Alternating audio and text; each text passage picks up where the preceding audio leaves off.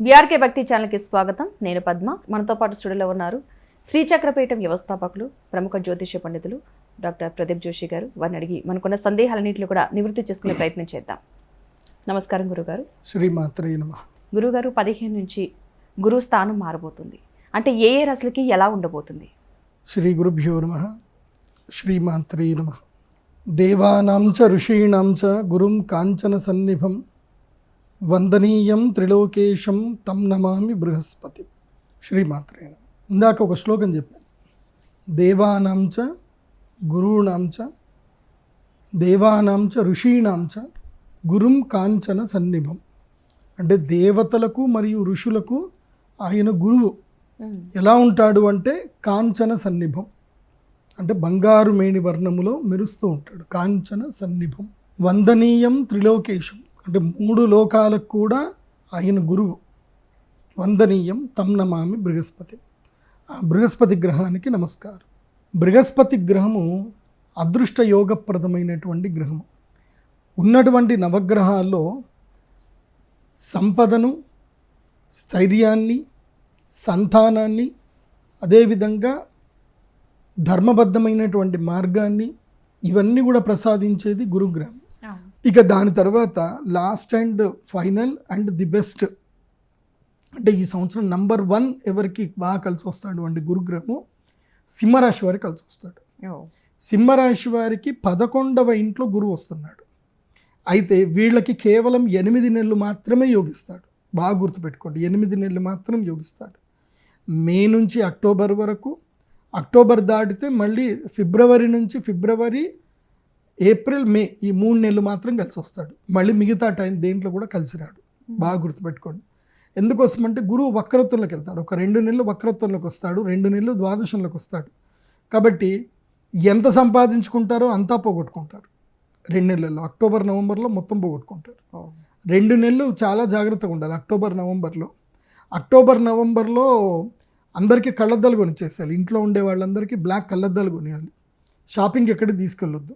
వాళ్ళు ఎక్కడన్నా పోయి చూసేసరికి అవి కావాలి ఇవి కావాలని అడిగారనుకోండి, ఇంకేం లేదు, ఇంకా ఉన్నాయన్నీ ఖర్చు అయిపోతాయి. ఈ సంవత్సరం ఖర్చులు పెట్టకూడదు. ఈ సంవత్సరం ఎట్టి పరిస్థితుల్లో సింహరాశి వారు అప్పు చేసైనా సరే భూమి కొనుక్కోవాలి. చిన్న భూమి. జీవితంలో భూమి లేకపోతే వేస్ట్. ప్రతి ఒక్కళ్ళకి కూడా గుర్తుపెట్టుకోండి, జీవితంలో నీకంటూ చిన్న భూమి అయినా ఉండాలి. 100 గజాలైనా నీకంటూ ఉండాలి. ఆ 100 గజాలు కూడా లేదు అంటే నువ్వు వేస్ట్. ఎందుకోసమంటే అది చూసే నీకు ఎవరైనా పిల్లనిస్తారు. అపార్ట్మెంట్లు ఇవి ఎప్పటికి ఉండవు. మీ తరతరాలకు మీరు అపార్ట్మెంట్లు ఇవ్వలేరు. ఫస్ట్ ప్రియారిటీ ఏంటంటే ఒక 100 గజాల నుంచి 250, ఇక మినిమం 100 గజాలు, దానిపై నుంచి ఎంతైనా సరే ఒక ల్యాండ్ కొనాలి. అది హెచ్ఎండిఏ కానీ డిటిసిపి ఉంటేనే కొనండి. గ్రామ పంచాయతీ లేఅవుట్లు కొనకండి. ఎందుకోసమంటే ఈ మధ్య నాకు చాలా ఎక్స్పీరియన్స్ అయ్యాయి. వాడు ఏదో గ్రామ పంచాయతీ లేఅవుట్లో కొనుక్కున్నారు, దానికి రెగ్యులేషన్ లేవు, ఏమీ లేవు. తీరా వచ్చి దాని మీద 10 కేసులు వచ్చి పడి పాపం పెట్టిన పెట్టుబడి అంతా పోయింది. వాళ్ళకి ఏం చేయలేకపోతున్నారు. అదే డిటిసిపి హెచ్ఎండి అనుకోండి, క్లియర్గా ఉంటాయి. సో హైదరాబాద్లో కానీ మీరు ఎక్కడైనా సరే కొనుక్కున్నా డిటిసిపి లేఅవుట్లే కొనుక్కోండి. లేదంటే మీకు కూడా మీ అక్కడ ఏదైతే కనుక మీ గవర్నమెంట్ ఆధారితంగా అది నిర్ధారణ చేసి దాంట్లో ఏ డిస్ప్యూట్ లేవు అనుకుంటేనే కొనండి. ఎందుకోసమంటే భూమి చాలా ఉంది, కానీ లీగలైజ్డ్ భూమి అంటే అధికారికంగా చాలా బాగా ఉండి లిటిగేషన్ లేని ల్యాండ్లు చాలా కొంచెమే ఉంటాయి. ఎంత భూములు ఉన్నా లిటిగేషన్ ల్యాండ్ దొరకవు. లిటిగేషన్ ల్యాండ్ దొరికితే మాత్రం, లేని ల్యాండ్ దొరికితే మాత్రం హ్యాపీగా కొనుక్కోండి. ఈ సంవత్సరం సింహరాశి వారు భూమి కొనుక్కోవాలి. అప్పు చేసైనా భూమి కొనుక్కోవాలి. ఎందుకోసమంటే ఈ సంవత్సరం సింహరాశి వాళ్ళు ఏం చేయాలి తెలుసా? జేబులు ఎప్పుడు ఖాళీ ఉంచాలి. జేబు ఎంత ఖాళీగా ఉంటే వాళ్ళ బుద్ధి అంత గట్టిగా పనిచేస్తుంది. జేబులు ఫుల్ ఉన్నాయి అనుకోండి, బ్రెయిన్ పనిచేయదు, ఖర్చులు అయిపోతాయి. ప్లస్ ఇంకోటి ఏంటంటే దగ్గర డబ్బులు ఉన్నాయి కదా అన్న బద్ధకం వచ్చేస్తుంది. కాబట్టి ఉన్న డబ్బులు మొత్తం పెట్టేసి భూమి కొనేసేయండి. ఈ సంవత్సరం భూమి కొనాలి. ముఖ్యంగా తెలంగాణ ప్రాంతంలో ఉన్న ప్రజలు, అందులోపల తెలంగాణలో ఉండి సింహరాశిలో ఉన్నవాళ్ళు తప్పకుండా భూములు కొనుక్కోండి. కుబేరుణ్ణి ఆరాధన చేయాలి. గురుగ్రహం బాగా లేకపోతే గురుగ్రహ మంత్రముతో కుబేర సంపుటి మంత్రం ఒకటి ఉంటుంది. ప్రత్యేకంగా ఆ మంత్రంతో కనుక మనం యాగం చేసుకోగలిగితే జీవితంలో ఒక్కసారైనా, అది ధనత్రయోదశి కానీ అక్షయ తృతీయ కానీ ఈ 2 రోజులు చేయించుకోవాలి. మిగతా ఏ రోజు చేసినా ఫలించదు. కేవలం 2 రోజులు, ధనత్రయోదశి అక్షయ తృతీయ, లేదంటే ఒక్క ముహూర్తం వస్తుంది. సంవత్సరానికి 2 రోజులు మాత్రమే ఆ ముహూర్తం వస్తుంది. గురు పుష్యామృత యోగం, గురువారం పుష్యమి నక్షత్రం వచ్చే రోజు. ఆ విధంగా గురువు అనుగ్రహం గురించి అని మనము ప్రయత్నాలు చేయొచ్చు.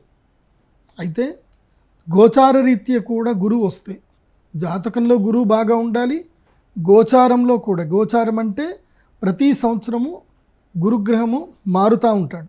సంవత్సరానికి ఒకసారి, అంటే 12 నెలలకు ఒకసారి గురుగ్రహం మారుతూ ఉంటాడు. ఆ మారినప్పుడు గోచారం కరెక్ట్గా ఉంటే కనుక తప్పకుండా గురువు అనుగ్రహిస్తాడు. ఇది ఏంది 100% రిజల్ట్. జాతకంలో గురువు బాగా ఉండాలి, గోచారంలో గురువు రావాలి. అది కాకుండా దశ కూడా గురు దశ నడుస్తుంది అనుకోండి, ఇంకా దానికి మించిన అసలు ఇంకా తిరుగులేదు వాళ్ళకి. 100% అంటే 100% వాళ్ళకి మేలు జరుగుతుంది. సో ఈ 3 కేటగిరీస్ అబ్జర్వేషన్ చేసుకోవాలి. ఒకటి జాతక బలం, రెండవది గురుబలం, ఇప్పుడు గురువు ఎలా ఉన్నాడు ఎక్కడున్నాడు అని తెలుసుకోవాలి. మూడవది దశాబలం కూడా చూసుకోవాలి. జాతకంలో గురువు బాగా ఉండి ప్రస్తుతము గురుదశ నడిచి ప్రస్తుతము గురువు బాగా ఉన్నాడు అంటే వాళ్ళ జీవితం ఎట్టి పరిస్థితుల్లో 100% వాళ్ళకి పాజిటివ్ ఎనర్జీ వస్తుంది, సిరి సంపదలు అద్భుతంగా కలుగుతాయి. అయితే గురుదశ ఎవరికి ఉంది అని ఎట్లా తెలుసుకోవాలి అని అంటే జాతకం కావాలి, దశలు కూడా చూసుకోవాలి. జాతకంలో గురువు బాగా ఉన్నాడా లేదా ఒకటి, అది జ్యోతిష్ శాస్త్ర పండితుడే చెప్తాడు. గురుదశ ఎలా ఉంది అనేది మనం హోరోస్కోప్ PDF కనుక ఆర్డర్ చేసుకుంటే దాని లోపల వస్తుంది.